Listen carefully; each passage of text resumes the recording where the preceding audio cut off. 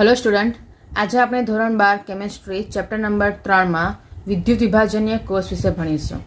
વિદ્યુત વિભાજનીય કોષને ઇંગ્લિશમાં ઇલેક્ટ્રોલાઇટિક સેલ પણ કહી શકાય છે। વિદ્યુત રાસાયણિક કોષ આપણે સ્ટાર્ટિંગમાં જોયો, જેને આપણે ગેલ્વેનિક કોષ, વોલ્ટેઇક કોષ અથવા તો ડેનિયલ કોષ તરીકે ઓળખ્યો।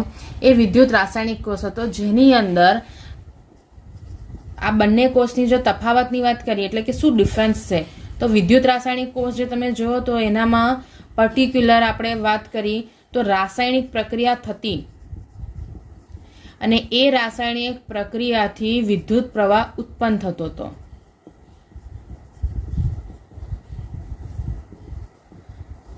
એની સામે જ્યારે તમે એક વિદ્યુત વિભાજન કોષ લો છો તો આ વિદ્યુત વિભાજન કોષની પ્રક્રિયામાં શું થઈ જશે કે વિદ્યુત પ્રવાહ તમારે બહારથી આપવો પડે અને એ વિદ્યુત પ્રવાહ તમે બહારથી આપો છો અને એના કારણે રાસાયણિક પ્રક્રિયા થાય છે। એટલે તમને ડિફરન્સ અહીંયા ખબર પડી જ ગઈ હશે કે સામાન્ય રીતે વિદ્યુત રાસાયણિક કોષ, જેને આપણે ગેલ્વેનિક કોષ કહેતા હતા, વોલ્ટેઇક કોષ કહીએ કે ડેનિયલ કોષ કહીએ છીએ, એ ગેલ્વેનિક કોષમાં રાસાયણિક પ્રક્રિયા થશે અને એનું વિદ્યુત ઉર્જામાં રૂપાંતર થતું, એટલે રાસાયણિક ઉર્જાનું રૂપાંતર વિદ્યુત ઉર્જામાં થતું હતું। જ્યારે વિદ્યુત વિભાજન કોષની અંદર તમારે વિદ્યુત પ્રવાહ બહારથી આપ્યો એટલે બાહ્ય વિદ્યુત પ્રવાહની હાજરીમાં રાસાયણિક પ્રક્રિયા થઈ। આનો મતલબ કે વિદ્યુત ઉર્જાનું રૂપાંતર રાસાયણિક ઉર્જામાં થઈ રહ્યું છે। વિદ્યુત વિભાજન કોષની જો વાત કરીએ તો આની અંદર તમારી પાસે એનોડ અને કેથોડનો કોન્સેપ્ટ તો સેમ જ છે, જે પહેલા આપણે વિદ્યુત રાસાયણિક કોષમાં જે ભણી ગયા તે જ, પણ ડિફરન્સ જે મેન આવી ગયો એ કે અહીંયા એનોડ અને કેથોડ ઉપર જે પ્રક્રિયાઓ થાય છે એ પ્રક્રિયાઓ ક્યારે થશે, જ્યારે તમે બાહ્ય વોલ્ટેજ આપશો તો જ। એનોડ ઉપર અહીંયા પણ ઓક્સિડેશન જ થશે અને કેથોડ ઉપર રિડક્શન જ થશે, પણ આ રિડક્શન અને ઓક્સિડેશનની પ્રક્રિયા જ્યારે બાહ્ય વોલ્ટેજ મળશે એની હાજરીમાં જ આ પ્રક્રિયાઓ થશે। બરાબર છે? તો અહીંયા આનો જો આ વિદ્યુત વિભાજનીય કોષની જો વાત કરીએ તો એનો ઉપયોગ ઉદ્યોગોમાં ઘણા બધા પ્રમાણમાં થાય છે। એનો મુખ્યત્વે ઉપયોગ જો કહેવા જાઓ તો આ જે કોષ છે એની સૌથી મેન ઉપયોગ જે છે એ છે કોઈ પણ અશુદ્ધ ધાતુ જે હોય છે એનામાંથી શુદ્ધ ધાતુ મેળવવાની। જ્યારે આપણે છઠ્ઠું ચેપ્ટર ભણીશું ત્યારે આ પ્રોસેસ તમે એનામાં આવી જશે કે જેનામાં કોપરની અશુદ્ધતા હોય, એલ્યુમિનિયમની અશુદ્ધતા હોય, મેગ્નેશિયમની હોય, એ બધાનું શુદ્ધ સ્વરૂપ મેળવવા માટે તમે વિદ્યુત વિભાજન કોષનો ઉપયોગ કરી શકો છો। આ કોષમાં સૌથી સાદો અથવા તો સૌથી ફેમસ કોષ તમે કહી શકો છો એ છે CuSO4 નો, જેમાં CuSO4 ના દ્રાવણમાં કોપરની પટ્ટી મૂકવાની અને બે કોપરની પટ્ટીઓ મૂકેલી હોય, જે બે વિદ્યુત ધ્રુવ લો છો તમે, એ બંને વિદ્યુત ધ્રુવમાં એક વિદ્યુત ધ્રુવ જે છે એ તમારો અશુદ્ધ કોપર હશે અને બીજો જે હશે એ શુદ્ધ કોપરની પટ્ટી હશે। આનામાં થશે શું કે જ્યારે તમે આ કોષ બનાવશો એ કોષની અંદર તમે CuSO4 નું દ્રાવણ ભરો છો, કારણ કે જે ધાતુ છે એ જ ધાતુનું જ ક્ષારનું દ્રાવણ તમારે ભરવાનું। એક પટ્ટી જે છે એ તમારી અશુદ્ધની આવશે, એક પટ્ટી આવશે એ તમારી શુદ્ધની આવશે। જે અશુદ્ધ પટ્ટી જે છે એને આપણે એનોડ તરીકે મૂકીશું અને જે શુદ્ધ પટ્ટી છે એને આપણે કેથોડ તરીકે મૂકીશું। હવે એનોડ અને કેથોડ ઉપર થતી પ્રક્રિયાઓ તમને યાદ હશે જ કે જે અશુદ્ધ કોપર છે એનામાંથી આયનો છૂટા પડશે, કારણ કે એ શું છે ઓક્સિડેશનની પ્રક્રિયા બતાવશે, એટલે એનામાંથી તમને Cu+2 આયનો મળશે અને 2 ઇલેક્ટ્રોન છૂટા પડશે। આ જ કોપરના આયનો જે છે એ ક્યાં જતા રહેશે, જે શુદ્ધ કોપરની પટ્ટી મૂકી છે એના ઉપર રિડક્શનની પ્રક્રિયાના અંતે શુદ્ધ ધાતુ તરીકે જમા થઈ જશે। આમ અહીંયા જોઈ શકો છો કે કેથોડ ઉપર જે રિડક્શનની પ્રોસેસ થઈ અને એનોડ ઉપર જે ઓક્સિડેશનની પ્રોસેસ થઈ એ કોની હાજરીમાં થશે, બાહ્ય વોલ્ટેજની હાજરીમાં। એટલે અહીંયા તમે જે બેટરી કનેક્ટ કરશો એનાથી શું થઈ જશે કે આ ઇલેક્ટ્રોન અહીંયા આવશે, આ મદદરૂપ થશે કે એનોડ જે છે એટલે જે અશુદ્ધ કોપર જે છે એ ઓક્સિડેશનની પ્રક્રિયાના અંતે કોપર આયનને છૂટો પાડશે અને એ જ કોપર આયન રિડક્શનના અંતે કેથોડ ઉપર જમા થઈ જશે। આમ તમે શુદ્ધ કોપર જે છે એ કેથોડ ઉપર જમા થયેલો તમને જોવા મળી જશે। આ પ્રોસેસમાં તમારે જ્યારે પણ જે પણ ધાતુનું શુદ્ધિકરણ કરવું હોય એનામાં અશુદ્ધ ધાતુની પટ્ટી તમારે એનોડ તરીકે મૂકવાની, અશુદ્ધ ધાતુની પટ્ટી તમારે કેથોડ તરીકે મૂકવાની, અને પછી પ્રક્રિયાના અંતે બધો શુદ્ધ ધાતુ જે છે એ તમને કેથોડ ઉપર જમા થયેલો જોવા મળી જાય. આના બીજા ઉદાહરણોમાં સોડિયમ છે, એલ્યુમિનિયમ છે, મેગ્નેશિયમ છે, વગેરે જેવા જે ધાતુઓ છે એમના શુદ્ધિકરણ માટે પણ તમે આ પ્રક્રિયા વાપરી શકો છો. આની અંદર સોડિયમ અને મેગ્નેશિયમ ધાતુ તેમના પિગલિત ક્લોરાઇડ અથવા તો એલ્યુમિનિયમ ક્રાયોલાઇટની હાજરીમાં એલ્યુમિનિયમ ઓક્સાઇડના વિદ્યુત વિભાજનથી શુદ્ધ ધાતુ મેળવી શકાય છે. હવે આ જે આની ડિટેલ છે એ આપણે ચેપ્ટર નંબર 6માં ભણીશું, જેની અંદર તમારું એલ્યુમિનિયમ અને મેગ્નેશિયમના શુદ્ધિકરણની પ્રોસેસ આવી જશે. આખી જે આ વિદ્યુત વિભાજનની પ્રક્રિયાઓ થઈ એ પ્રક્રિયાઓના આધારે ફેરાડે નામના વૈજ્ઞાનિકે આ વિદ્યુત વિભાજનની પ્રક્રિયા માટેના નિયમો આપ્યા. કારણ કે વિદ્યુત રાસાયણિક કોષ તો તમે બનાવી દીધો કે આવી રીતે તમે ક્ષાર અને એનામાં વિદ્યુત ધ્રુવો જે છે એને મૂકી અને પ્રક્રિયા કરી શકો છો, પણ એના કરવા માટે ફેરાડે નામના વૈજ્ઞાનિકે જથ્થાત્મક મુદ્દાઓ આપ્યા, અથવા તો તમે એવું કહી શકો છો કે સામાન્ય રીતે જે પિઘલિત અવસ્થામાં જે વિદ્યુત વિભાજનના દ્રાવણો લઈએ, એટલે કે વિદ્યુત વિભાજન તમે બે રીતે લઈ શકો છો, એની પિઘલિત અવસ્થા અથવા તો એનું દ્રાવણ. એનામાં એમના જે જથ્થાત્મક મુદ્દાઓ હતા, તો જથ્થાત્મક બાબતો હતી, એના વિશેનું વર્ણન સૌથી પહેલાં ફેરાડેએ કર્યું, એટલે આને ફેરાડેના નિયમો કહેવાયા. આ નિયમોમાં પહેલો નિયમ જે છે એ પહેલો નિયમ તમને કંઈ આ રીતે કહે છે કે પ્રવાહના કારણે વિદ્યુત વિભાજન દરમિયાન, એટલે કે જ્યારે તમે વોલ્ટેજ આપશો ત્યારે વિદ્યુત વિભાજનની પ્રક્રિયા થશે, અને વિદ્યુત વિભાજન દરમિયાન કોઈ પણ ધ્રુવ ઉપર થતી પ્રક્રિયાનો જથ્થો વિદ્યુત વિભાજનીયમાંથી પસાર થતા વિદ્યુત જથ્થાને સમપ્રમાણ હોય છે. બધું બહુ વિદ્યુત લાગતું હશે, સાદી ભાષામાં જો સમજીએ તો જ્યારે તમે જે વોલ્ટેજ પસાર કર્યો, બરાબર, આ વોલ્ટેજ આપણે શું કરીશું, પસાર કરીશું, એને હું શું કહી દઉં, વિદ્યુત પ્રવાહનો જથ્થો અથવા તો વિદ્યુત એ જથ્થો. એ તમારો જે વિદ્યુત જથ્થો છે એ કોને સમપ્રમાણ હશે, તો પ્રક્રિયામાં જે વિદ્યુત વિભાજનીય દ્રાવણ છે, એટલે કે જે દ્રાવણ છે અથવા તો પિઘલિત અવસ્થા છે, એમાંથી પસાર થતા વિદ્યુત જથ્થાને સમપ્રમાણ હોય છે. આ જે છે એ વિદ્યુત વિભાજન દરમિયાન કોઈ પણ વિદ્યુત ધ્રુવ ઉપર થતી પ્રક્રિયાનો જથ્થો, આ વિદ્યુત જથ્થો જે છે એ કોને સમપ્રમાણ થઈ ગયો, તો જે વિદ્યુત ધ્રુવ ઉપર જે જથ્થો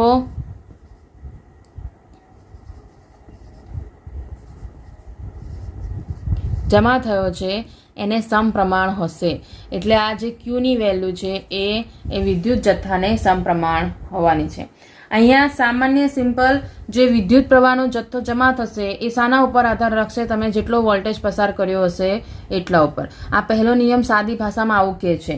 એને જ્યારે શબ્દોમાં તમે લેશો તો એ તમારો આખો આવી રીતે આવી ગયો કે પ્રવાહના કારણે વિદ્યુત વિભાજન દરમિયાન કોઈ પણ વિદ્યુત ધ્રુવ ઉપર થતી પ્રક્રિયાનો જથ્થો વિદ્યુત વિભાજનીય દ્રાવણમાંથી પસાર થતા વિદ્યુત જથ્થાને સમપ્રમાણ હોય છે. બરાબર છે. એટલે વિદ્યુત ધ્રુવ ઉપર થતી પ્રક્રિયાનો જથ્થો, એટલે તમને વેટ મળી જશે. એ શાના ઉપર આધાર રાખશે, જેટલો જથ્થો તમે પસાર કરો છો એના ઉપર. આવી જ રીતે એનો બીજો નિયમ આવ્યો. એ બીજા નિયમમાં પણ શબ્દો તમારા જો જોવા જઈએ તો તમને એવું કહે છે કે વિદ્યુત વિભાજનીય દ્રાવણમાંથી વિદ્યુતનો સમાન જથ્થો પસાર કરતા જુદા જુદા પદાર્થોમાંથી મુક્ત થયેલા જથ્થાઓ તેમના રાસાયણિક તુલ્યભારના સમપ્રમાણમાં હોય છે. એટલે હવે અહીંયા શું કર્યું છે કે સપોઝ કે 2 થી 3 કોષ હોય ને, એ 2 થી 3 કોષને એક સાથે જોઈન્ટ કરવામાં આવે. જો આનું ઉદાહરણ સમજવું હોય તો તમે 4 વ્હીલરની બેટરીઝ જોઈ હશે, એની અંદર તમે આવી રીતના અલગ અલગ કોષ જે છે એને લાઇનસર જોઈન્ટ કરવામાં આવે છે. અને આની પણ ડિટેલ આપણે ભણીશું, જે આગળ બેટરીઝના ભણીશું આ ચેપ્ટરમાં, ત્યારે તમને આ વસ્તુ મળી જશે. તો અહીંયા છે ને આવી રીતે આખા કોષ જે હોય છે એમને એકબીજા સાથે કનેક્ટ કરેલા હોય છે અને એક લાઇનસર ગોઠવાઈ જાય. તો બીજો નિયમ તમને એવું કહે છે કે જ્યારે આવી રીતે વિદ્યુત વિભાજન દ્રાવણમાંથી વિદ્યુતનો સમાન જથ્થો પસાર કરતા જુદા જુદા પદાર્થોમાંથી મુક્ત થયેલા જથ્થાઓ, એટલે અહીંયા તમારે જ્યારે કોષમાં એકથી વધારે કોષ જોઈન્ટ કર્યો હોય પણ જે આ બેટરીમાંથી પસાર થતો વિદ્યુત જથ્થો છે, એટલે કે ક્યુની વેલ્યુ એ કેવી લીધી છે? સમાન લેવાની. ક્યુનો જથ્થો સમાન છે, પદાર્થો કેવા છે? જુદા જુદા પદાર્થો છે.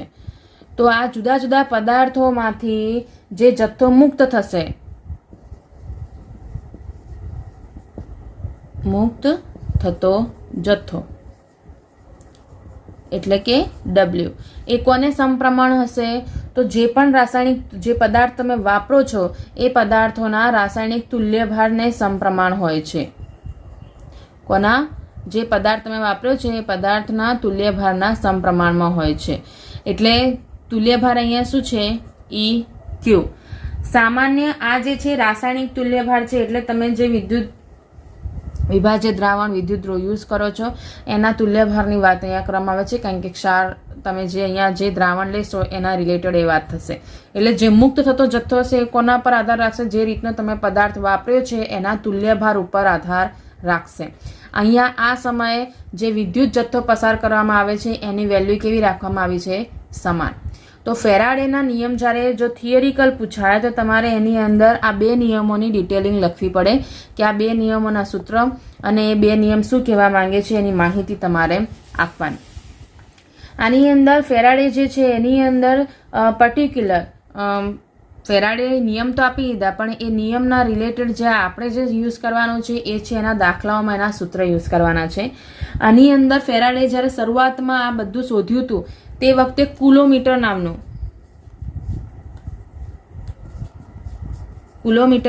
સાધન આવતું હતું. એ કિલોમીટરના સાધનમાં તમે સામાન્ય રીતે એને જો બીજી ભાષામાં કહીએ તો પ્રમાણિત વિદ્યુત વિભાજનીય કોષ, એના આધારે એ આનામાં ફેરાડેની વેલ્યુઝ એટલે કે જે વોલ્ટેજ પસાર કર્યા છે જે જથ્થો છે એની વેલ્યુ માપતો હતો. પણ હવે એ પદ્ધતિ લુપ્ત થઈ ગઈ છે અને હવે આપણે ડાયરેક્ટ નવા સાધનોના હિસાબે એનામાં ફેરાડે અથવા તો જે વિદ્યુત પ્રવાહ પસાર થયો છે એના આધારે જે જથ્થો મળશે એ વિદ્યુત જથ્થાનું પ્રમાણ તમે શોધી શકો છો. તો અહીંયા હવે અચળ પ્રવાહ જે વોલ્ટેજ પસાર કર્યો છે એ વોલ્ટેજ તમારો પસાર થશે I. જેટલા સમય સુધી પસાર કરશો એ આવશે T. આઈનો એકમ મળશે એમ્પિયર, T સમયનો એકમ મળશે સેકન્ડ. તો આ બંનેના આધારે જે વિદ્યુત જથ્થો મળશે આપણને એ વિદ્યુત જથ્થો કેટલો મળશે? તો Q = I × T ગુણાકાર I × T. આ વિદ્યુત જથ્થો શોધવા માટેનું સૂત્ર છે. આની અંદર આઈનો એકમ જે હતો એ એમ્પિયર હતો અને × T એટલે સેકન્ડ કર્યું તો એના બરાબર શું થઈ જશે? કુલમ. જે સામાન્ય રીતે વિદ્યુત જથ્થાનો સાદો એકમ છે જેને તમે C વડે પણ દર્શાવી શકો છો. આ જ કુલંબનો જ્યારે તમે એક ધાતુ સાથે વિદ્યુત ધ્રુવ ઉપર રહેલી ધાતુ જે આપણે કીધું કે એનોડમાં ગળે છે અને કેથોડ ઉપર જમા થાય છે, તો એ બંનેમાં વસ્તુ થઈ કોના આધારે થઈ છે? વોલ્ટેજના આધારે. વોલ્ટેજમાં હોય કોણ? ઇલેક્ટ્રોન. તો અહીંયા જે આ વિદ્યુત જથ્થો આપણને મળે છે એ ઇલેક્ટ્રોન ઉપર આધારિત હોવો જોઈએ. તો અહીંયા તમને ઉદાહરણ આપ્યું છે કે આપણે જે ફેરાડે જે મહેનત કરી છે એને જો આપણે ડિટેલમાં સમજીએ તો તમારી પાસે સપોઝ કે સિલ્વર ધાતુ છે, એ સિલ્વર ધાતુનું રિડક્શન થયું તો એનામાંથી મને સિલ્વર આયનમાંથી શું મળી જશે? સિલ્વર ધાતુ મળે. આ પ્રક્રિયા દરમિયાન અહીંયા તમે જોઈ શકો છો, જો આ પ્રક્રિયાને હું સાદી ભાષામાં એવું કહું તો એવું કહેવાય કે અહીંયા જે ઇલેક્ટ્રોન છે એનો જથ્થો કેટલો છે? 1 મોલ. તો 1 મોલ સિલ્વર આયનના રિડક્શન માટે આ 1 મોલ, આ બધાની આગળ 1 છે, 1 મોલ સિલ્વર આયનના રિડક્શન માટે 1 મોલ ઇલેક્ટ્રોનની જરૂર પડે છે. ત્યારે 1 મોલ તમે સિલ્વર ધાતુ મેળવી શકો છો. તો આ સમયે આ જે 1 મોલ છે એ 1 મોલ ઇલેક્ટ્રોન ઉપરનો વીજભાર કેટલો થયો? તો એ વીજભાર ગણવા માટે, કારણ કે ઇલેક્ટ્રોન જેટલા પસાર થયા છે એટલો જ એનો વિદ્યુત જથ્થો મળે, પણ અહીંયા જે સંબંધ છે એ 1 મોલ સાથે જોડાયેલો છે, એટલા માટે તમારે 1 મોલ ઇલેક્ટ્રોનનો વીજભાર શોધવો પડે. સામાન્ય રીતે 1 ઇલેક્ટ્રોનનો જે વીજભાર છે એ વીજભાર છે 1.602 × 10⁻⁹ કુલમ. તો 1 મોલ ઇલેક્ટ્રોનનો કેટલો થઈ જાય? એવોગેડ્રો આંક × 1 ઇલેક્ટ્રોનનો વીજભાર. તો હવે તમે કહી શકો છો કે 1 મોલ ઇલેક્ટ્રોનનો વીજભાર બરાબર એવોગેડ્રો આંક એટલે 6.022 ગુણ્યા 10⁻23 ઘાત ગુણ્યા 1 ઇલેક્ટ્રોનનો વીજભાર 1.602 × 10⁻−19. આ બંનેનો જ્યારે ગુણાકાર કરશો ત્યારે તમને એનો આન્સર મળશે 96,487 કુલમ્બ પર મોલ. બરાબર છે, જેને શું કહેવાશે? 1 ફેરાડે. બરાબર છે. તો હમણાં સુધી આગળ જે આપણે ફેરાડેની કિંમત ગણતરીમાં લીધી એ ગણતરીમાં લીધેલી કિંમત કેવી રીતે આવી અહીંયા આપણને સમજ પડી ગઈ. તો હવે તમે અહીં લખી શકો છો કે 1 ફેરાડે બરાબર 96,487 કુલમ્બ પ્રતિ મોલ. બરાબર છે. આ 1 ફેરાડેની કિંમત થઈ. આ 1 ફેરાડે જે છે, ફેરાડે આમ જોવા જાઓ તો વિદ્યુત જથ્થાનો સ્ટાન્ડર્ડ તમારો એકમ થશે અને તમારે જ્યારે અહીંયા રાસાયણિક પ્રક્રિયાઓમાં કેટલો વિદ્યુતનો જથ્થો મળેલો હશે એ મોલની સાપેક્ષમાં જ વાત કરવાની આવશે. એટલે એક મોલની સાપેક્ષમાં જ્યારે વાત કરીશું તો તમારે એને હંમેશા ફેરાડેમાં કન્વર્ટ કરી દેવાના.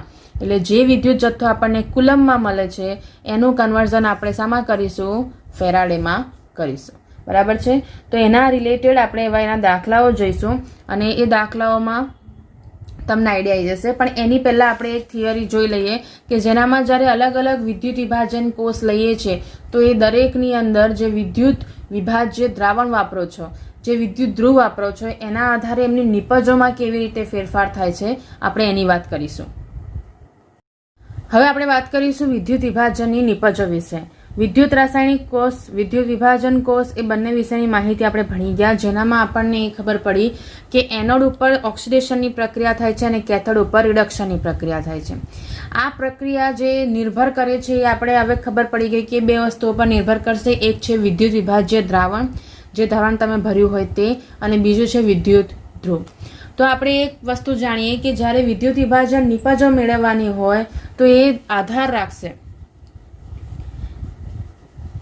શાના ઉપર આધાર રાખશે? તો સૌથી પહેલું જે છે એ છે તમે કયા પ્રકારનો વિદ્યુત ધ્રુવ વાપર્યો છે તે. કારણ કે એનામાં બે પ્રકારના વિદ્યુત ધ્રુવ આવે, સક્રિય અને નિષ્ક્રિય.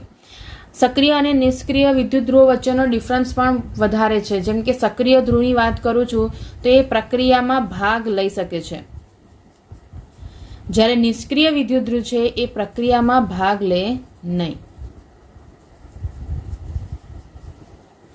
અને એના કારણે શું થઈ જશે કે જેમ કે સક્રિય ધ્રુવ, ઉદાહરણ જો આપું, જો તમારી પાસે કોપર હોય તો કોપરની અંદર જો CuSO4 નું દ્રાવણ ભર્યું, કોપર ધ્રુવ તરીકે લીધું અને CuSO4 નું દ્રાવણ લીધું છે તો એ બંને વચ્ચે જ પ્રક્રિયા થશે અને એમાંથી કોપરનું જ ઓક્સિડેશન થશે અને કોપરનું જ રિડક્શન થશે.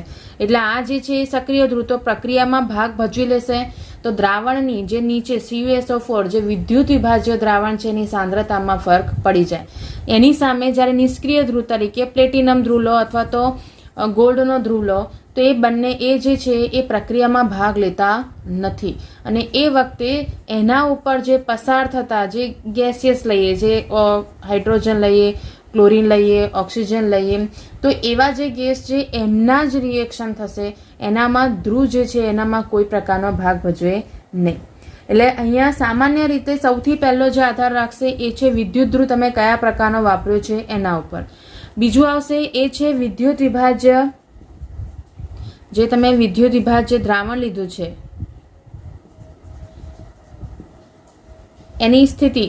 એટલે એની સ્થિતિ તમારી પાસે એવું હોય કે એ સામાન્ય રીતે પીગલિત અવસ્થામાં છે કે દ્રાવણ બનાવેલું છે, એના ઉપર પણ એ આધાર રાખે પીગલિત છે કે દ્રાવણ છે. પીગલિત એવી સ્વરૂપ છે કે જેનામાં ડાયરેક્ટ પદાર્થને તમે ડાયરેક્ટ હીટ આપીને ઓગાળી દો છો, એનામાં કોઈ પણ પ્રકારનું દ્રાવણ એટલે કે દ્રાવક એટલે કે પાણી જતું નથી, જો એ પાણીમાં દ્રાવ્ય હોય તો. જ્યારે દ્રાવણ એવી વસ્તુ છે કે જેને તમે પાણીમાં પહેલાં ઓગાળો છો, કોઈ દ્રાવકમાં ઓગાળો છો અને પછી એનું દ્રાવણ બનાવો છો. તો અહીંયા એ વસ્તુમાં પણ ફરક પડી જાય, કારણ કે જે દ્રાવ્ય તમે જે દ્રાવકમાં ઓગાળો છો એટલે કે જે દ્રાવણ બનાવ્યું એનામાં બે પદાર્થોનું કોમ્બિનેશન થયું, એક દ્રાવ્ય અને દ્રાવકમાં. જેમ કે જો હું CuSO4 નું દ્રાવણ બનાવું છું તો એ CuSO4 ને હું પાણીમાં ઓગાળીશ એટલે મારી પાસે કોમ્બિનેશન થયું CSO4 પ્લસ પાણીનું. જ્યારે પીગલિત અવસ્થામાં હું ખાલી કોપર ધાતુને જ ઓગાળું છું તો ત્યાં મને ખાલી કોપર ધાતુ જ મળશે, ત્યાં પાણી મળે નહીં. હવે તમે જાતે જ વિચારી શકો છો કે જો હું આ વિદ્યુત વિભાજ્ય દ્રાવણ તરીકે ખાલી કોપર જ લઉં તો જ્યારે પ્રક્રિયા થશે ત્યારે એનામાં ફેરફાર અથવા તો જે આયનોની હાજરી મળશે એ ખાલી કોપર ધાતુની મળશે. જ્યારે અહીંયા પાણીની પણ હાજરી મળશે અને પાણીના વિદ્યુત વિભાજનના અંતે જ્યારે એનું આયનીકરણ થાય તો પાણીના આયનો પણ છૂટા પડે. તો તમને દેખતા જ દેખાઈ જાય છે કે અહીંયા જ્યારે એમની નિપજો મળશે તો એ નિપજોમાં તમને અહીંયા પાણી ઇફેક્ટ કરી જશે, જ્યારે અહીંયા એ વસ્તુ નડવાની નથી.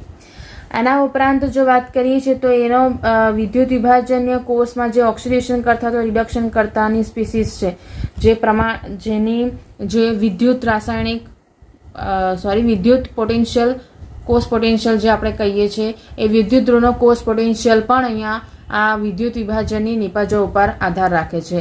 એટલે તમે જો વસ્તુ કન્સિડર કરી શકો તો ત્રીજું શું આવી જશે? કોષ પોટેન્શિયલ, અથવા તો આપણે એવું કહીએ કે રિડક્શન પોટેન્શિયલની વેલ્યુ.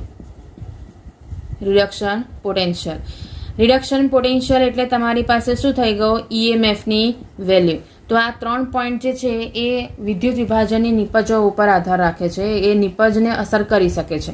રિડક્શન પોટેન્શિયલની વાત કરીએ તો તમે EMF શ્રેણીમાં આપણે ભણી ગયા કે રિડક્શન પોટેન્શિયલની વેલ્યુ પોઝિટિવ પણ છે અને નેગેટિવ પણ છે.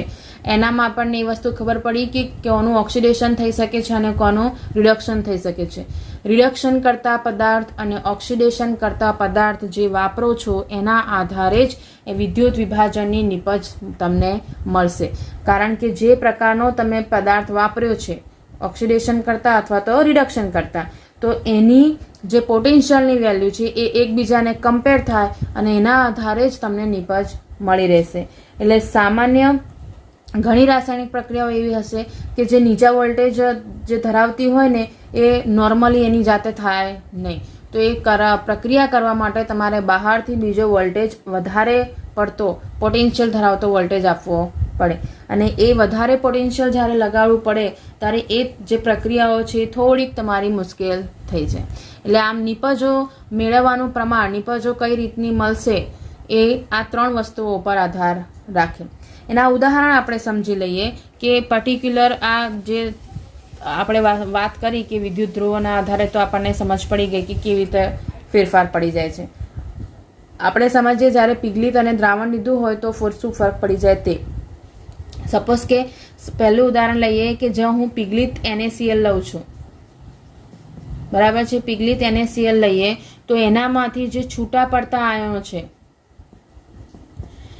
સૌથી પહેલા આયનોની વાત કરીએ. છૂટા પડતા આયનો કયા મળશે? Na+ અને Cl-. હવે જ્યારે એના ઉપર તમે વિદ્યુત ધ્રુવ વાપરો છો એના ઉપર સામાન્ય રીતે કેથોડ અને એનોડ ઉપર શું છૂટું પડશે? તો અહીંયા પ્લેટિનમના ધ્રુવ વાપરેલા છે એટલે એનામાં તમારે ધ્રુવની કોઈ પોતાની પ્રક્રિયા થવાની નથી. જે પ્રક્રિયા થશે એ જે આયનો જે વિદ્યુત વિભાજ્ય દ્રાવણ લીધું છે, વિદ્યુત વિભાજ્ય દ્રાવણ એની જ પ્રક્રિયાઓ થશે. તો અહીંયા તમને કેથોડ ઉપર પ્રક્રિયા થશે Na+, એ ઇલેક્ટ્રોન મેળવી અને સોડિયમ ધાતુ તરીકે છૂટું પડશે. જ્યારે એનોડ ઉપર ક્લોરીનની પ્રક્રિયા થશે અને એનામાં એ ક્લોરીન જે છે પોતાનો એક ઇલેક્ટ્રોન ગુમાવશે. બરાબર છે. હવે આપણને એમ થાય કે આ જ બે પ્રક્રિયાઓ કેમ થઈ? સાદી સિમ્પલ વસ્તુ, પીગલિત NaCl છે એટલે પાણી નથી, ફક્ત ને ફક્ત શું છે? NaCl. તો એમાંથી આયનો જ 2 પ્રકારના છૂટા પડે છે એટલે કોઈ કોમ્પિટિશન છે જ નથી. એક જ ધન આયન છે અને એક જ ઋણ આયન છે. એક ધન આયન અને એક જ ઋણ આયન હોવાથી જ્યારે કેથોડ અને એનોડ ઉપર એની પ્રક્રિયાઓ કન્સિડર કરશો તો એના હિસાબની જ પ્રક્રિયા થઈ જાય કે જેનામાં ઇલેક્ટ્રોન મેળવવાની ક્ષમતા વધારે સારી હોય એ કેથોડ ઉપર રિડક્શન પ્રક્રિયા કરશે અને જે ઇલેક્ટ્રોન ગુમાવી શકતા હોય કારણ કે એની પાસે એક્સ્ટ્રા હોય, Cl- એની પાસે એક્સ્ટ્રા છે એટલા માટે ઇલેક્ટ્રોન ગુમાવી શકશે તો એ ઓક્સિડેશનની પ્રક્રિયા બતાવશે. આમ પીગલિત NaClમાં તમને જે છૂટા પડતા કેથોડ અને એનોડ ઉપર જે વસ્તુ છૂટી પડે છે એના સવાલો પૂછાય છે એટલે ધ્યાન એવું રાખજો. આ થિયરીની અંદર કયા પ્રકારનું સોલ્યુશન લો છો અને એનામાંથી એનોડ અને કેથોડ ઉપર શું છૂટું પડે છે એવા સવાલો પૂછાય છે. એટલે એ વસ્તુ આપણે ધ્યાન રાખવાની છે. તો આ થઈ પિગલિત NaClની વાત. હવે એની સાપેક્ષમાં જો હું NaClનું જલીય દ્રાવણ લઉં છું, જલીય NaCl લઈ એનો મતલબ શું થયો કે NaCl છે પ્લસ NaCl સોલિડ છે અને એને મેં પાણીમાં ઓગાળ્યું છે. તો હવે તમે જોઈ શકો છો કે આનામાંથી છૂટા પડતા આયનોમાં Na પ્લસ અને Cl માઇનસ, એના સિવાય H પ્લસ અને OH માઇનસ પણ મળશે. આ જે વસ્તુ થઈ એનાથી જે આગલા પિગલિત NaClમાં આપણને જે પ્રોબ્લેમ નથી નડી કે એક જ ધન આયન એક જ ઋણ આયન હતો એટલે સાદું સિમ્પલ એકનું ઓક્સિડેશન થઈ ગયું ને એકનું રિડક્શન થઈ ગયું, પણ અહીંયા તમને એની પાસે બીજા H પ્લસ અને OH માઇનસ આયન પણ છે. તો હવે શું થશે, એ બંને વચ્ચે કોમ્પિટિશન થાય. જેમ કે કેથોડ ઉપર રિડક્શનની પ્રક્રિયા કરવા માટે Na પ્લસ અને H પ્લસ આયન વચ્ચે કોમ્પિટિશન થયું અને એમની અંદર કોમ્પિટિશન ઇન સેન્સ તમારે એના રિડક્શન પોટેન્શિયલ વેલ્યુ ચેક કરવા પડે. રિડક્શન પોટેન્શિયલ વેલ્યુ ચેક કરીએ તો તમને અહીંયા મળશે કે સોડિયમ જે છે એની રિડક્શન પોટેન્શિયલ વેલ્યુ -2.71 વોલ્ટ છે, જ્યારે હાઇડ્રોજનની જો વાત કરીએ તો એની રિડક્શન પોટેન્શિયલ વેલ્યુ 0.0 વોલ્ટ છે. તો કેથોડ માટે જેની રિડક્શન પોટેન્શિયલ વેલ્યુ વધારે હોય, જેની રિડક્શન પોટેન્શિયલ વેલ્યુ વધારે હોય એ પસંદ પામશે. એટલે કે મીન્સ એનું રિડક્શન ઝડપથી થશે. રિડક્શન પોટેન્શિયલ વધુ હોય એનું રિડક્શન થાય. તો અહીંયા તમે જોઈ શકશો કે આ બેની વેલ્યુમાં હાઇડ્રોજન છે એનું રિડક્શન ઇઝીલી થઈ જશે, કારણ કે એની રિડક્શન પોટેન્શિયલ વેલ્યુ વધારે છે. તો એના આધારે એનું રિડક્શન થશે. મતલબ જ્યારે NaCl અને પાણીનું કોમ્બિનેશન લેશો તો તમને કેથોડ ઉપર શું છૂટું પડશે, તો હાઇડ્રોજન ગેસ છૂટો પડશે. બરાબર છે. ખરેખર જોવા જાઓ તો શું છૂટું પડવું જોઈતું હતું, જે આગલી પ્રક્રિયામાં પડ્યું હતું સોડિયમ, પણ એ સોડિયમની જગ્યાએ અહીંયા આપણને શું છૂટું પડતું જોવા મળશે, એ છે હાઇડ્રોજન ગેસ. આનામાં જે પ્રક્રિયા થશે એ પ્રક્રિયા પાણી ઉપર આધારિત રહેશે, કારણ કે H પ્લસ આયન ખરેખર આવ્યો ક્યાંથી છે, પાણીમાંથી. એટલે કેથોડ ઉપરની પ્રક્રિયા જો કન્સિડર કરો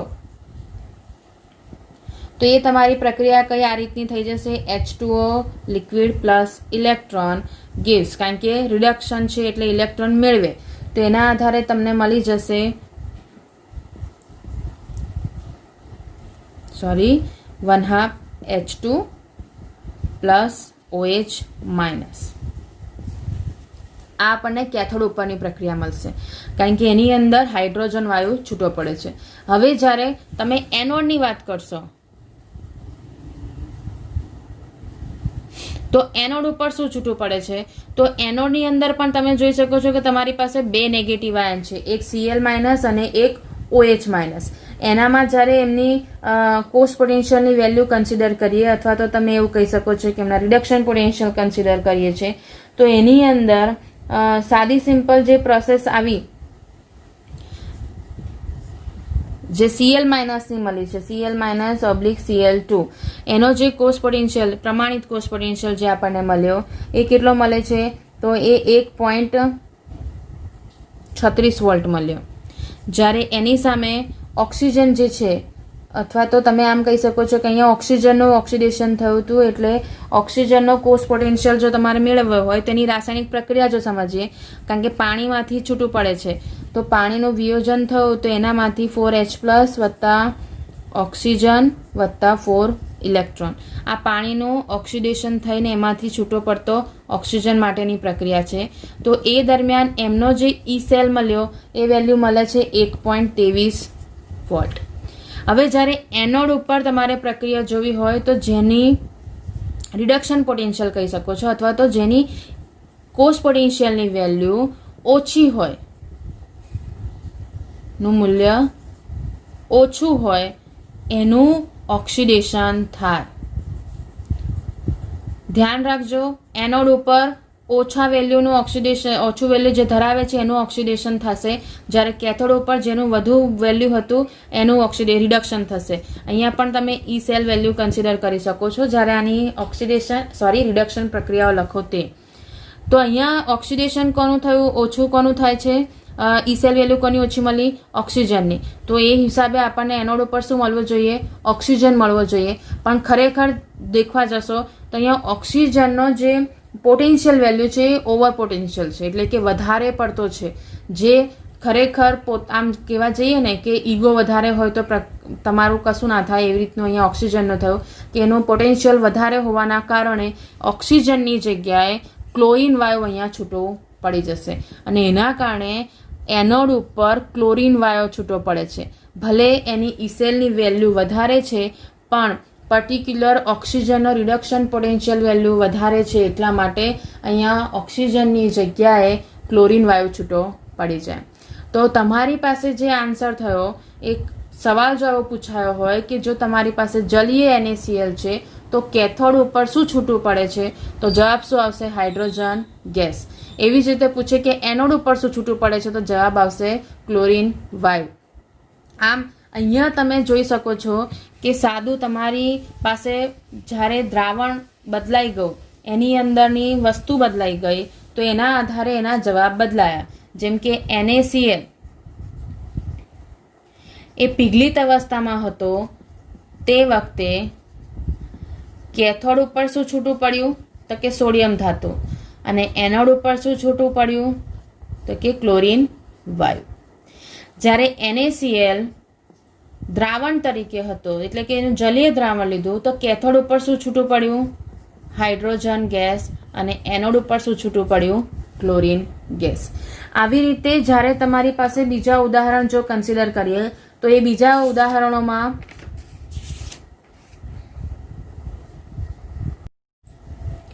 જેમ કે NaCl ને મંદ સ્થિતિમાં લઈએ, આ જે હતું એને તમે કન્સિડર કરી શકો છો કે એ સાંદ્ર છે, તો એ સાંદ્ર સ્થિતિમાં હાઇડ્રોજન ગેસ અને ક્લોરીન ગેસ છૂટો પાડે છે. જ્યારે NaCl મંદ દ્રાવણ લેશો તે વખતે સ્થિતિમાં કેથોડ ઉપર તો હાઇડ્રોજન ગેસ જ રિલીઝ થશે, કારણ કે અહીંયા પણ સોડિયમની સાપેક્ષમાં હાઇડ્રોજનની રિડક્શન પોટેન્શિયલની વેલ્યુના આધારે એ કેથોડ ઉપર હાઇડ્રોજન વાયુ રિલીઝ થશે, પણ એનોડ ઉપર ઓક્સિજન વાયુ રિલીઝ થશે. સાંદ્રમાં જે ઓક્સિજનની પ્રોબ્લેમ હતી, એનું ઓવર પોટેન્શિયલ હતું, એ મંદમાં તમને મળે નહીં, કારણ કે મંદ દ્રાવણમાં પાણીનું પ્રમાણ ખૂબ જ વધુ પ્રમાણમાં વધી જાય, અને પાણીનું પ્રમાણ વધી જાય એટલા માટે એનામાં ઓક્સિજન જે છે એ ઇઝીલી એનોડ ઉપર છૂટો પડી શકશે. એવા બીજા ઘણા ઉદાહરણ જેમ કે Al2O3 લઈએ. Al2O3 લઈએ તો એનામાં કેથોડ ઉપર એલ્યુમિનિયમ ધાતુ જમા થશે અને એનોડ ઉપર ઓક્સિજન અથવા તો કાર્બન ડાયોક્સાઇડ વાયુ છૂટો પડશે.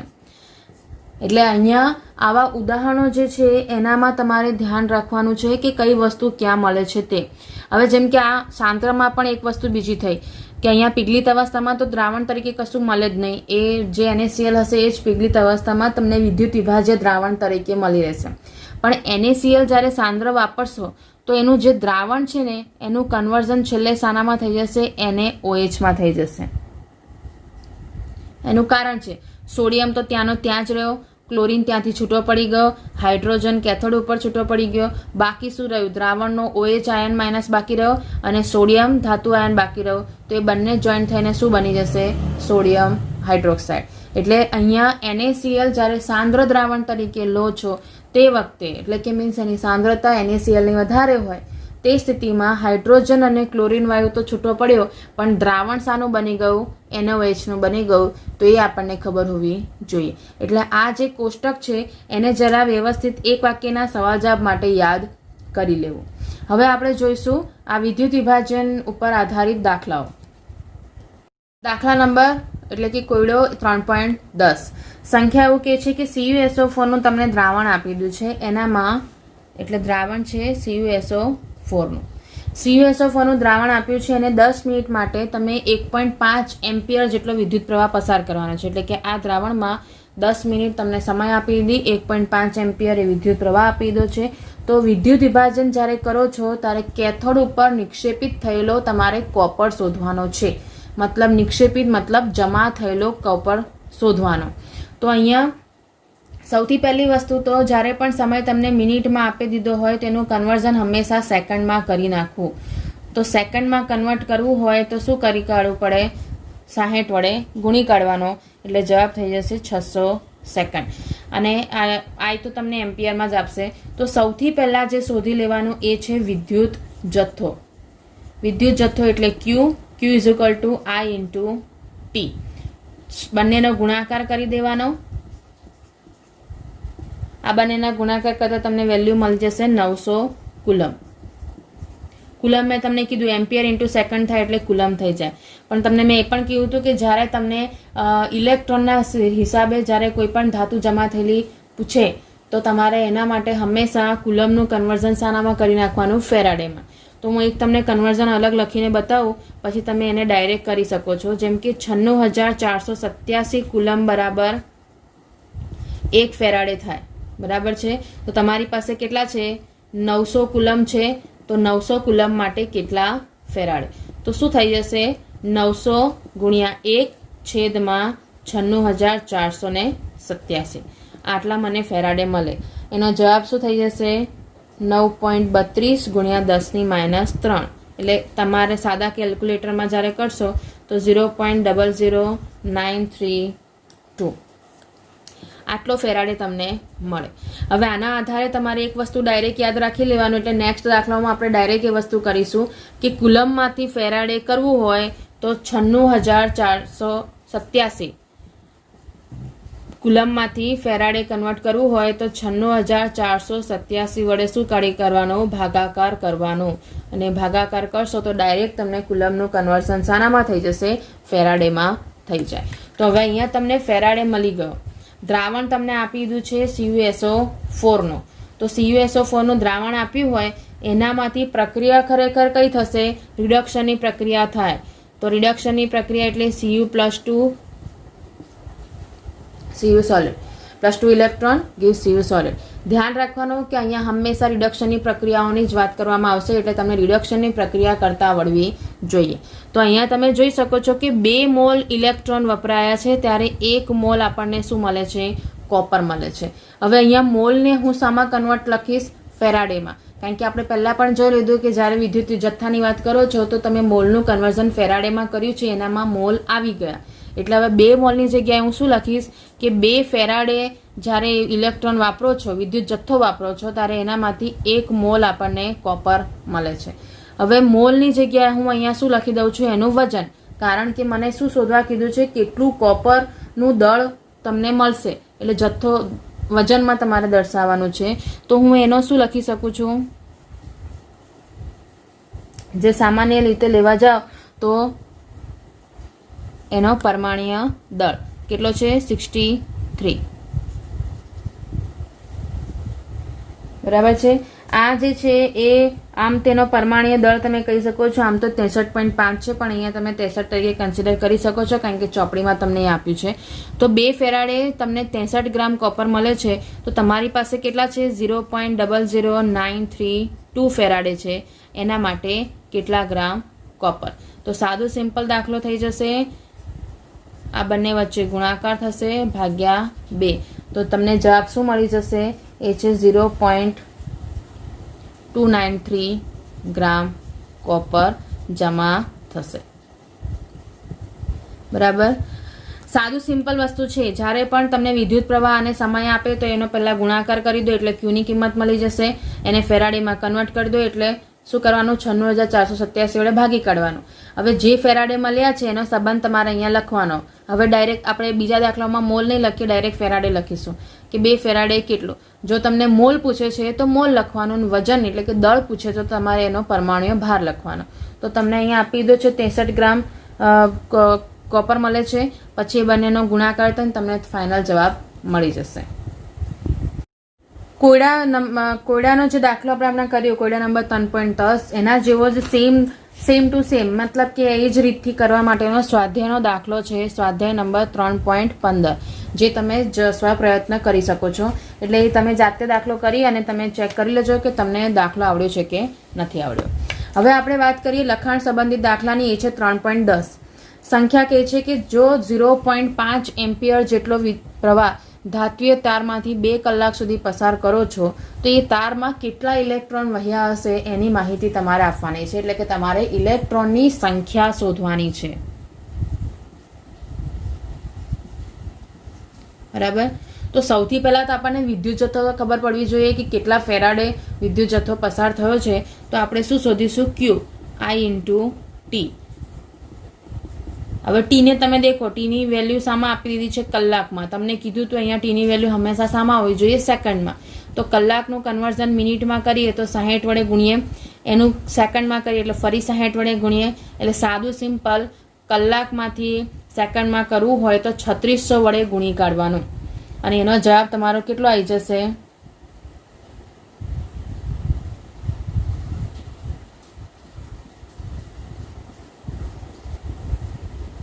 7200 સેકન્ડ. અને જવાબ તમારો થઈ જશે 3600 કુલમ. ક્લિયર? હવે અહીંયા હું એનું કન્વર્ઝન ફેરાડેમાં નહીં કરું, કારણ કે અહીંયા મારે શું શોધવાનું છે? ઇલેક્ટ્રોનની સંખ્યા શોધવાની છે. એટલે વિદ્યુત જથ્થો તો શોધી કાઢ્યો.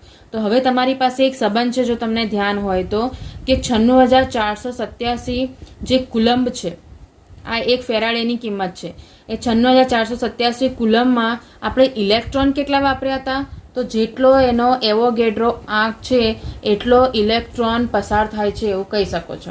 એટલે આટલા કુલમમાં આપણે આટલા ઇલેક્ટ્રોન વાપર્યા હતા. જે હમણાં જ આપણે ફેરાડેની કિંમત શોધવા માટે લખ્યા હતા ત્યારે તમે એવોગેડ્રો આંકનો યુઝ કર્યો હતો. તો અહીંયા તમારી પાસે કેટલા કુલમ છે? 3600 કુલમ છે. તો એ 3600 કુલમમાં કેટલા ઇલેક્ટ્રોન હશે? સાદો સિમ્પલ સંબંધ છે. તો હવે આ બંનેનો ગુણાકાર થઈ જશે અને એને આપણે 96487 વડે ભાગી કાઢીશું. તમારો જવાબ જે છે એ જવાબ કઈ આ રીતે આવશે? 0.2246 ગુણ્યા 10⁻23. અને એને જો પોઈન્ટમાં કન્વર્ટ કરી દઈએ થોડોક, તો 10⁻22 જેટલા ઇલેક્ટ્રોન તમને અહીંયા મળશે. એટલે આ જે છે એનામાં તમે ક્યુની વેલ્યુ મેળવી અને ક્યુની વેલ્યુ ઉપરથી જે કુલમનો સંબંધ હતો એના ઉપરથી તમે ઇલેક્ટ્રોનની સંખ્યા શોધી કાઢી. દાખલો લઈએ, એ છે લખાણ સંબંધિત 3.12. અહીંયા તમને એક રાસાયણિક પ્રક્રિયા આપી દીધી છે, જે તમે કહી શકો છો કે ડાયક્રોમેટ છે. ડાયક્રોમેટ આયન આપ્યું છે, એની પ્રક્રિયા તમને આપી છે. એ ડાયક્રોમેટ પ્રક્રિયાને તમારે ધ્યાનમાં લેવાની છે અને સવાલ પૂછ્યો છે કે 1 મોલ જે ડાયક્રોમેટ આયન છે એ ડાયક્રોમેટ આયનનું રિડક્શન કરવા માટે વિદ્યુતનો કેટલો જથ્થો જરૂરી છે એને ઇલેક્ટ્રોનના પર્યાયમાં તમારે કહેવાનું છે. તો આને જો સાદી સિમ્પલ કેટલો જથ્થો ઇલેક્ટ્રોનના પર્યાયમાં જરૂર પડશે, સાદું ઇલેક્ટ્રોન આર્ય આપ્યા છે એને તમારે વિદ્યુત જથ્થાના સંબંધમાં બતાવવાનું છે. તો 6 ઇલેક્ટ્રોન મતલબ 6 ફેરાડે થઈ જાય. તો તમે એવું કહી શકો છો કે 1 મોલ ડાયક્રોમેટના રિડક્શન માટે 6 ફેરાડે જેટલો વિદ્યુત જથ્થો જરૂરી છે. 6 ફેરાડે વિદ્યુત જથ્થો લઈએ, 6 ફેરાડેને જો હું કુલમમાં ટ્રાન્સફર કરું તો મારે શું કરવાનું? એને 96487 વડે ગુણી કાઢવાનો. તો જવાબ કેટલો થઈ ગયો? આ જે વિદ્યુત જથ્થો મળ્યો છે એ વિદ્યુત જથ્થો તમને પૂછ્યું છે કે ઇલેક્ટ્રોનની સાપેક્ષમાં લખો છો. ઇલેક્ટ્રોનની સાપેક્ષમાં આપણે જ્યારે વેલ્યુ બતાવીએ, વેલ્યુ બતાવવાની છે તમારે કેટલો વિદ્યુત જથ્થો પસાર થયો છે તે. તો અહીંયા વિદ્યુત જથ્થો મેં આપણે ઇલેક્ટ્રોનની સાપેક્ષમાં 6 ફેરાડ અને એને આપણે કુલમમાં કન્વર્ટ કરીને લખી કાઢ્યો, એટલે જ આપણો જવાબ અહીંયા થઈ ગયો. હવે આપણે લઈએ સ્વાધ્યાયનો 3.16મો દાખલો. આ વર્ષે માર્ચ 2020માં આ દાખલો પૂછાયો છે અને આમ જોવા જાઓ તો 3 માર્કના સવાલ માટે તમારી પાસે જે 3 માર્કના કે 4 માર્કના સવાલ માટે સૌથી મોટો દાખલો આ જ આવશે અને આમ મોસ્ટ આઈએમપી તરીકે તમે આ દાખલો કન્સિડર કરી શકો છો. તો અહીંયા તમને એવું કીધું છે કે 3 વિદ્યુત વિભાજન કોષ આપી દા, A, B અને C. 3ની અંદર દ્રાવણ અલગ અલગ ભરેલું છે. એકમાં ZnSO4 છે, એકમાં AgNO3 છે અને એકમાં CuSO4 છે. તેમની શ્રેણીમાં તમને જોડી દીધા છે, એટલે કે 3 કોષને તમે શ્રેણીમાં જોડ્યા છે અને એનામાંથી એક સમાન વિદ્યુત પ્રવાહ પસાર કરવામાં આવે છે અને એ વિદ્યુત પ્રવાહ કેટલો છે? 1.5 એમ્પિયર. આ વિદ્યુત પ્રવાહ પસાર કર્યો ત્યારે બીજા નંબરનો કોષ એટલે કે B નંબરના કોષમાં 1.45 ગ્રામ જેટલો સિલ્વર જમા થયો એવું આપી દીધું. તો તમને અહીંયા સવાલ પૂછ્યો છે કે કોપર અને ઝીંકના કેટલા દળ નિક્ષેપિત થયા હશે, અને બીજું કે જ્યારે તમને આ જે વિદ્યુત પ્રવાહ પસાર કર્યો અને 1.45 ગ્રામ સિલ્વર મળ્યું તો આ વિદ્યુત પ્રવાહ કેટલા સમય સુધી પસાર કર્યો તો તમને આટલું વજન મળી શકે. એટલે દાખલાની અંદર જે વસ્તુઓ શોધવાની છે, સૌથી પહેલો T શોધવાનો છે કે કેટલા સમય સુધી તમે આટલો વિદ્યુત પ્રવાહ પસાર કરશો તો તમને સિલ્વરનું આટલું વજન મળે છે. અને બીજું તમારે શોધવાનું છે કોપરનું વજન અને ઝીંકનું વજન. હવે ધ્યાન રાખવાનું, વસ્તુ સાદી સિમ્પલ છે. તમારી પાસે અહીંયા 3 વસ્તુઓ છે. એક છે 1.45 ગ્રામ વજન આપી દીધું છે. વજન આપ્યું છે, વજન મતલબ દળ આપી દીધું છે. ઝીંક એજીનું વજન તમને આપી દીધું છે. તમારી પાસે આઈ છે, તમારે ટી શોધવાનો છે. તો ધ્યાન કરો કે આપણે જે આ આઈ અને ટીનો ઉપયોગ કરીને આપણને ક્યુ મળતું હતું અને ક્યુ ઉપરથી આપણે પદાર્થનું વજન શોધતા હતા. હવે એને રિવર્સ કરવાનું છે. રિવર્સ કરીએ એટલે અહીંયા તમારી પાસે જે પ્રક્રિયા થઈ, કારણ કે મારી પાસે સિલ્વરનું વજન છે એટલે હું સિલ્વરની જ પ્રક્રિયા લખું છું અહીંયા ખાલી. તો અહીંયા તમે જોઈ શકશો કે 1 ફેરાડે છે એના સામે મને 108 ગ્રામ એજી મળે છે. તો અહીંયા મારી પાસે કેટલા એજી મળ્યા છે? 1.45 ગ્રામ મળ્યું છે. એટલે 1.45 ગ્રામ એજી માટે કેટલા ફેરાડે વપરાય? આવી રીતનો સંબંધ લખી શકો છો. કારણ કે વજન આપી દીધું છે તો ફેરાડે શોધવાના છે. તો હવે એ સીધા સીધા એનું શું થઈ જશે? 1.45 ગુણ્યા 1 ભાગ્યા 108. તો જવાબ શું થઈ ગયો? 0.01342 ફેરાડે. ક્લિયર? ગ્રામ ગ્રામ જતા રહ્યા, ફેરાડે બાકી રહી ગયો. આ થયું તમને ફેરાડે. મતલબ શું થયો કે 1.45 ગ્રામ સિલ્વર જે મળ્યું છે એ વખતે વિદ્યુત જથ્થો તમને કેટલો મળ્યો? 0.01342. હવે એને હું શામાં કન્વર્ટ કરીશ? કુલમમાં. કારણ કે મારે ક્યુની વેલ્યુ હંમેશા કુલમમાં મેળવવાની, તો મને ટાઈમ મળશે સેકન્ડમાં. હવે આને મારે ફેરાડેને કુલમમાં કન્વર્ટ કરવું હોય તો શું કરીશ? હું એને 96,487 વડે ગુણી કાઢીશ. કારણ કે ફેરાડે ટુ કુલમ કરવાનું છે અને એ બંનેનો ગુણાકાર કરશો તો તમને જવાબ કંઈક આવો મળશે, 1294.85 કુલમ. બરાબર છે? આ જે વેલ્યુ મળી છે એ મને શાની મળી? ક્યુની. કારણ કે આ વિદ્યુત જથ્થો છે. વિદ્યુત જથ્થો એટલે કેટલા ફેરાડે યુઝ થયા હતા એના આધારે એનો વિદ્યુત જથ્થો કહી શકો છો.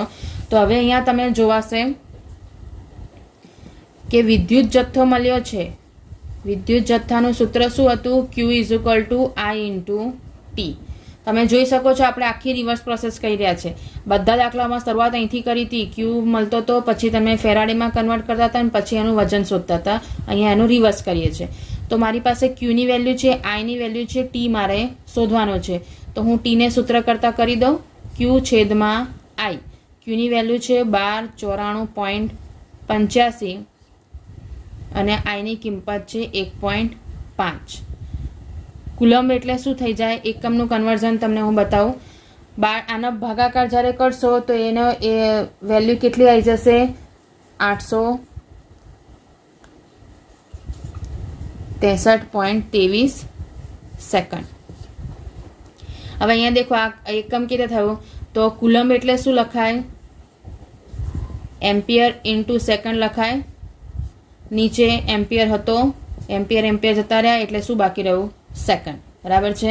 હવે આ જે છે એ તમને મળી ગયું છે કે અહીંયા ટી એટલે તમારો જવાબ શું આવી ગયો? કેટલી સેકન્ડ માટે, કેટલા સમય સુધી તમે આ વિદ્યુત પ્રવાહનું વહન કર્યું હશે? તો 863.23 સેકન્ડ સુધી તમે આ વિદ્યુત પ્રવાહ પસાર કર્યો હશે.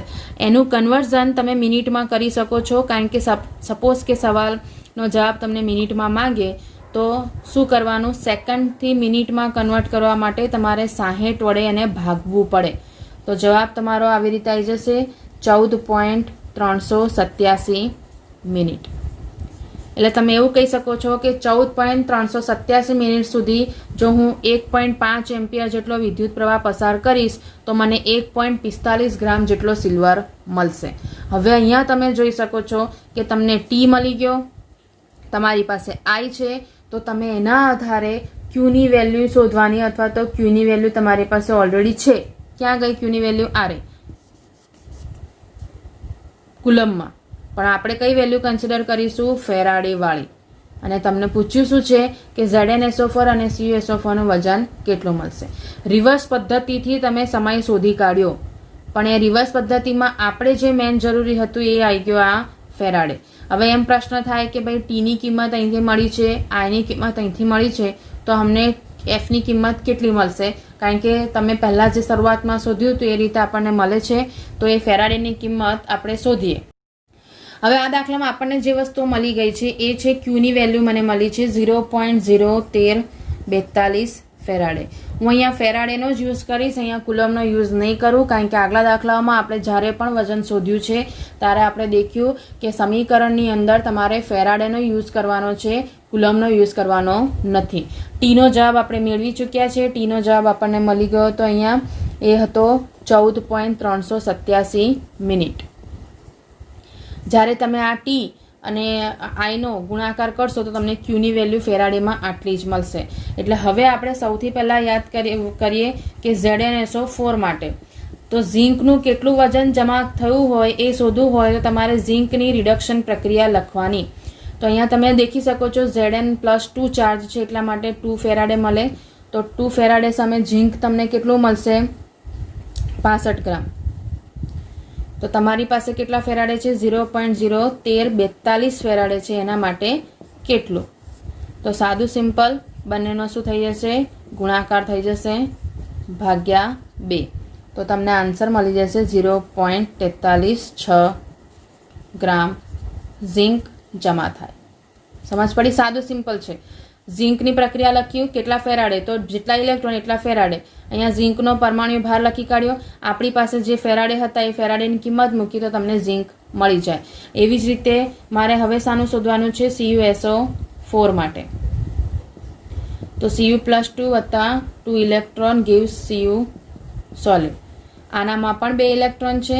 હમણાં જ મેં તમને કીધું હતું કે આમ સામાન્ય રીતે 63.5 ગ્રામ કોપર યુઝ થાય, પણ પેલા દાખલામાં ચોપડીમાં 63 હતું એટલે આપણે 63 યુઝ કર્યું. બાકી નોર્મલી તમારે ગણવાનું હોય તો 63.5 જ યુઝ કરવાનો. હવે ફેરાડે 0.1342 ફેરાડે માટે કેટલો? સેમ, બંનેનો ગુણાકાર અને 2 વડે ભાગાકાર. તેનો જવાબ તમને મળી જશે 0.426 ગ્રામ કોપર. ધ્યાન રાખજો, આ પાછળના આંકડા લખજો તો ડિફરન્સ ખબર પડશે, કારણ કે તમે જોઈ શકો છો ખાલી 10 જ ગ્રામનો ડિફરન્સ છે. એટલા માટે ત્રણે આંકડા લખવાના, બાકી જવાબ તમને 0.4 સેમ જ લાગશે. અહીંયા હવે તમે જોઈ શકો છો કે આપણે સ્ટેપ બાય સ્ટેપ પ્રક્રિયા કરી હતી. આઈની કિંમત અને વજન ઉપરથી રિવર્સ કરીને ટી શોધ્યો અને ક્યુની કિંમત જે મળી હતી ફેરાડેમાં એના ઉપરથી ઝીંક અને કોપરનું વજન શોધ્યું. દાખલામાં ચેન્જમાં એવું થઈ શકે કે મે બી હવે એજીની જગ્યાએ તમને ઝીંક આપી દે, નું વજન આપી દે અને આ જ પદ્ધતિથી ગણવાનું આવે તો તમને ગણતા આવડવું જોઈએ. છેલ્લે આપણે એજી અને CuSO4 માટે ગણીશું, બાકીની રીતો સેમ જ થાય. એટલે દાખલો જે છે એ મોસ્ટ IMP તરીકે તમારે આ ચેપ્ટરમાં આને ગણતરીમાં લેવાનું. બાકીના જે દાખલાઓ છે એ થોડા થિયરિકલ છે, એ આપણે નેક્સ્ટ ટાઈમ જોઈશું.